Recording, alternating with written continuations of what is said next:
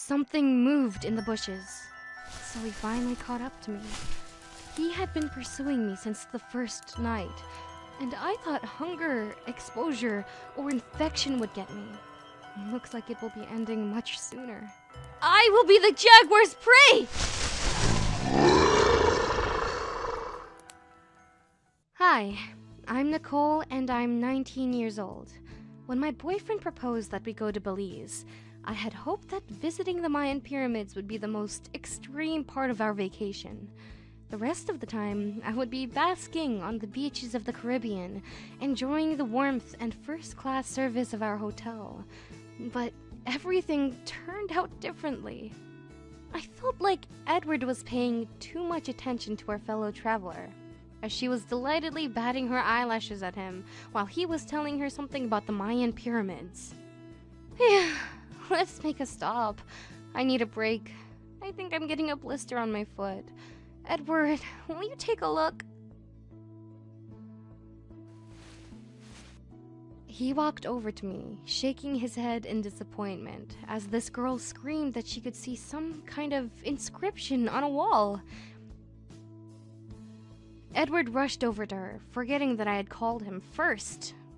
It was hurtful. And it was at this very moment, when the two of them were looking at some scribbles on stones, that a thought occurred to me. The worst that I've ever had. I wanted to teach Edward a lesson. I wanted him to think that he had lost me and be terribly scared. So I went into the jungle. I heard Edward calling me, but the louder he shouted my name, the deeper I went. Oh, gross! I had stepped right into some kind of puddle and got my feet wet. While trying to get out of the swamp, I got covered in mud up to my knees. I tore off a leaf and began wiping my legs. And then I screamed at the whole forest! I still don't understand how nobody heard me then. I discovered that there were 3 vile leeches stuck to my legs. I tried brushing them off with leaves, but that didn't help. I tried to pick them up using my nails, but they slipped out of them. I had to get back to Edward for help. I decided to call him so that he would come get me out of that swamp. Except my phone was in the backpack, and I had given the backpack to Edward. By this time, I had already fallen more than once, and I was covered in dirt and thorns. There was a scratch on my elbow, and 3 of my nails were broken. The humidity and strange smells made me dizzy. I was itchy from endless insect bites, and was really hungry and thirsty. But most importantly, I didn't want to stay in the jungle, all alone, where everything wanted to bite me or eat me.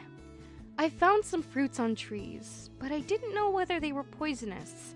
If only I had the internet, I would already have found food for myself. Plus, I was very annoyed by the monkeys. They were jumping through the trees above my head and seemed to be laughing at me.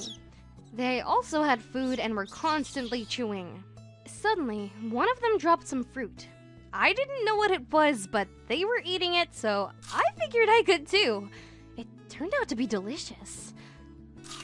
I didn't understand where, but I just continued to move forward. I was dizzy with hunger and fatigue, and I was talking to myself. Hey Siri, how do you find water in the jungle?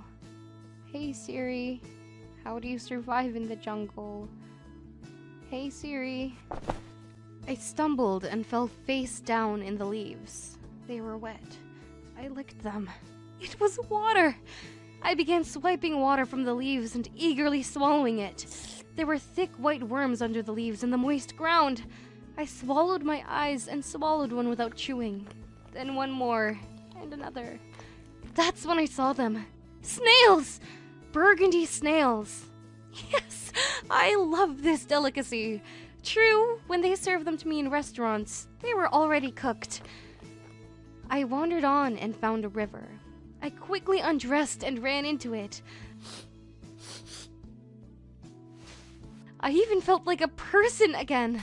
I was splashing and laughing until I heard some kind of splash. I wonder if this place has crocodiles. Suddenly, I came across a cave and saw that there were coals inside. Still warm!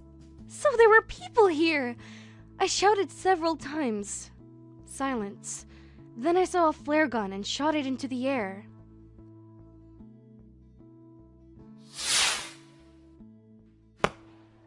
I put dry branches on the coals, and they flared up. Now I had a fire! I just needed something to fry on it while I waited for rescuers. Night fell, but no one came. It was just me and my shadow from the fire in the cave. I started talking to it. Apparently, I was losing my mind, but it answered me. Nicole, if you are really very hungry, you could cook your hand. I brought my hand to the fire, but immediately removed it when I felt the scalding heat. And then I sunk my teeth into it. And then I heard that sound. I looked to where it was coming from and realized that this was the end. Now it would pounce on me. I looked at my hand. There was a bite mark from my teeth and a drop of blood. I anxiously waited. The branches began rustling even more, and suddenly out of the darkness appeared Edward. My Edward! He had found me. He had saved me. I ran to him in tears and hugged him, but I didn't feel anything. Edward was gone. There was no one. I touched my forehead. It was burning. I was hallucinating. I laid down on the ground by the fire and closed my eyes. When I opened them, I was in a bed, hooked up to various wires. I looked with horror at my right hand. Everything was fine. It was just in a bandage. I was in the hospital! I spent a whole month there. Edward was there all the time. Rescuers began searching for me on the same day that I disappeared. They had left a flare gun by the fire in the hope that I would stumble upon that cave and send a signal. And that's what happened. Thank you for listening to my story. I hope you never have to experience the same.